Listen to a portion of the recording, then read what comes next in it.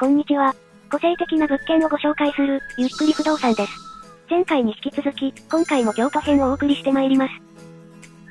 いやー、前回内見した、築年数が不明な、町屋風の木造住宅は胸が熱くなる物件だったな。1階が店舗、2階が住宅、そして京都、といった、まさに京町屋スタイルの建物で、綺麗にリノベーションされているものの、昔ながらの作りも大切に守られていて、京都文化を肌で感じる内見だったんですよね。で、そんな余韻に浸りながら、今は京都を代表する花街、ポント町通りにやってきております。ここポント町通りはご覧の通り、京都らしい家屋が並ぶエリア。おしゃれなご飯屋さんもたくさんあって、地元の方に親しまれているんだとか。しかも観光客にも人気があり、特に最近では若い方の注目も集めているんだとか。しかも、芸妓さんたちの稽古場やお茶屋さんもあるんだとか。芸妓さんどこにおると？どこも空いとらんやん。早く来すぎてしもうたばい。仕方がないので、おとなしくこのまま物件へと向かいましょう。はい、物件の近くへとやってきました。あんまりどうした感じがせん。先ほどのポント町通りとさほど変わらず、細い路地ですが、おそらくこの辺りに、今回内見する物件があるはずなんですよね。事前にいただいた地図があるのですが、助言していくと、これじゃたどり着けんばい。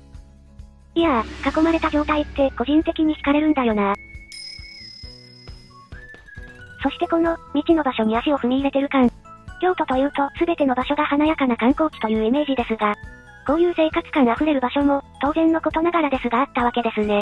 ところで、適当に路地をうろうろしているのですが、本当にあの物件にたどり着けるのかが非常に疑問。あったばい。というわけで着きました。場所の癖がすごいんじゃ。お隣さんと合体しとらん。あの辺どげん納豆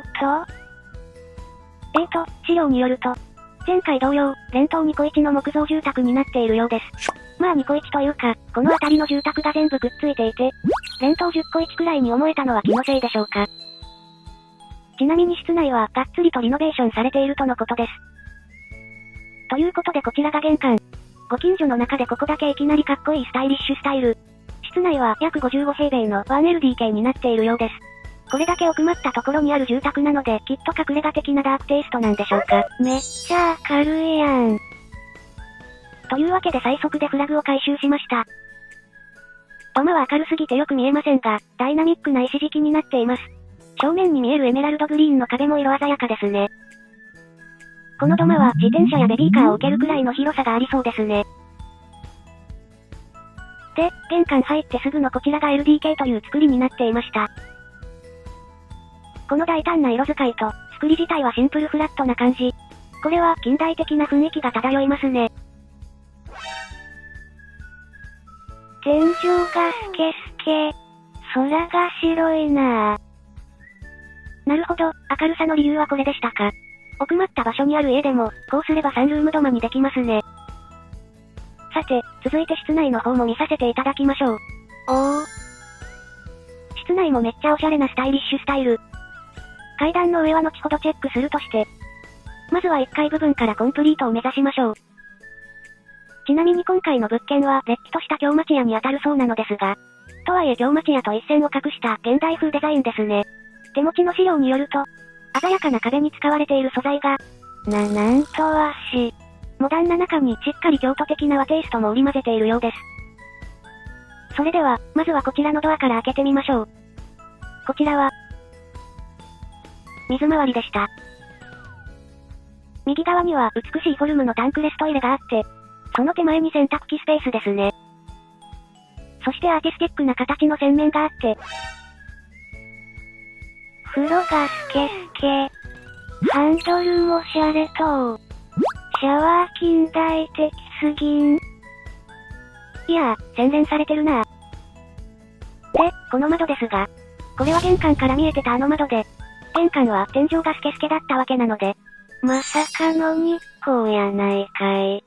ここの設計士さん巧みすぎ。浴室内はグレーを基調として高級感ありますね。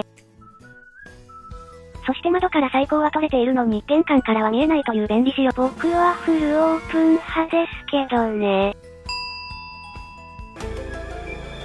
水回り全体を俯瞰すると、こんな感じ。まさか京町屋でデザイナーズ仕様の水回りに出会えるとは思っていませんでした。町屋といっても、色々なスタイルがあって面白いなぁ。ということで水回りは以上でしょうか。続いて LDK 部分も見させていただきましょう。玄関側から降り注ぐ光にスケルトン階段の影の感じが素敵。あそこにコンセントが設置されているので、テーブルを設置すればワークスペースとしても使えそうですね。LDK へ行く前に、改めて室内からの玄関ビューもチェックしておきましょう。ご覧の通り天窓でめちゃめちゃ明るいわけですが、しかもこの玄関は南向きに面しているらしいんですよね。日光が必要な観葉植物も置けて、白い壁に映えるだろうし。この段差に腰をかけて縁側のようにぼーっとするのも気持ちよさそう。天気が良ければ、夜に星を見ながら一杯、なんてのも憧れるなぁ。あと5時間くらいはここで日向ぼっこしていられるのですが、お時間の都合もあるので先へと進みましょう。何度見てもこの配色、素敵すぎます。ここは収納になっているようですが、荷物があるそうなので開けるのは自重しましょう。そして先ほどからチラ見えしていましたが、奥には壁付けのキッチンが設置されていました。いきなり無垢の柱があるのもこだわりを感じます。でなんじゃこりゃあ。あまりにスタイリッシュすぎて、これはもうキッチンというか、むしろデスクやないかい。高級ワークスペースやないかい。ここに MacBook を置いてうっかり点火する未来が見えるので試すのはやめておきます。上下に収納あり、正面に小窓ありです。おしゃれ水栓におしゃれシンク、大理石っぽいおしゃれ天板がかっこいい。コンロは2口の IH 式ですね。で、その左側が冷蔵庫スペースになっていました。これは大きいお皿にちょこんと乗せる系のおしゃれご飯を作りたいなぁ。ということで LDK は以上でしょうか。ちなみにここから玄関側を見てみるとこんな感じ。玄関からの光がキッチン前まで届いてるじゃないですか。もしここに実際に住むとしたら、できるだけこのままの景色を保ちたいなぁ。生活感が出てしまうのはもったいない気がするというか、むしろこの1階部分はアトリエのように使ってみるのも憧れます。カラーチョイスのセンスの良さもあって、このままずっと眺めていられる感じ、伝わるでしょうか。伝わってほしいです。さて、続いてこちらの階段を登っていきましょう。ブラックな手すりに無垢の階段というかなり最強な組み合わせ。こうして見ると、それなりにいろんな色を使っているわけですが、見事にぶつかり合うことなく調和している、というか引き立て合っていますね。それでは早速登っていきましょう。はい、階段前へやってきました。あげなとこにも天窓。すごい。路地裏だから暗くて当たり前という先入観を粉々にしてくれます。設計士さんの並々ならぬこだわりと知恵の結晶でできているのを感じますよ。この柱は、これは従来のやつですね。室内に入って初めて既存の躯体を見ることができました。で R が可愛いか。こちらが奥側から見た図。反対側にも窓が設置されていたんですね。天井が斜めなのも面白い。そして R の奥にも別の壁が造作されているようで、二重壁のような構造になっているようです。設計士さんのこだわりが垣間見えるなぁ。床はツヤツヤのエメラルドグリーンでした。それでは、こちらは、個室でした。2階は三角屋根になっていて、両側にしっかり目の窓があって明るいです。歴史を感じる黒目の立派な梁と、スポットライトが小鳥のようにも見える可愛らしい作り。資料によると、広さは約11畳。畳部分が約5畳で、フローリング部分が約6畳のようです。気分で使い分けできるこの切り替え方はいいですね。ここは住む人によっていろんな景色になりそう。間取り的にはここが寝室の役割だと思いますが、寝るだけでは終わりにしたくない、個性的で素敵な個室。窓の先はすぐお隣さんですが、京町や初心者の僕からすると路地ビューが逆に萌えポイントだったりします。続いてこちらに大きめな引き戸があって、左右にスライドできるタイプのようです。こちらは、収納でした。向かって右側がクローゼットタイプ、左側が押し入れタイプという作りですね。ご覧の通り大容量なので、ふかふかのお布団をしまってもまだまだ余裕があるし、かさばる荷物は大方こちらに隠せそう。洋服もあらかたこちらに隠せそう。隠したい。ということで以上が、路地奥にある和モダンな京町屋の全容です。簡単に全体の振り返りをしておきましょう。物件がある場所はいかにも京都らしい路地奥。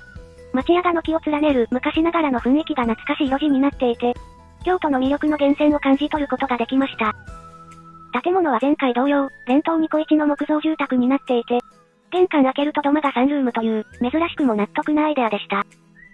随所に高窓やトップライトが設置されていて、路地奥ドン付き物件特有の薄暗さを全く感じさせない設計になっていたし、室内が全体的にリノベーションされていて、水回りがデザイナーズなスタイリッシュスタイルだったのも驚きでした。和紙を使ったエメラルドグリーンのクロスが色鮮やかだったのも印象的だったな。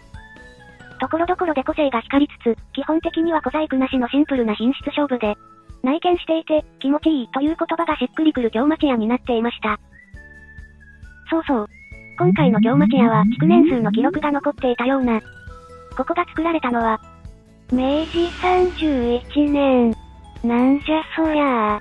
築125年やないかい。すごい。これはゆっくり不動産史上最高齢と呼べる築年数なんじゃないでしょうか。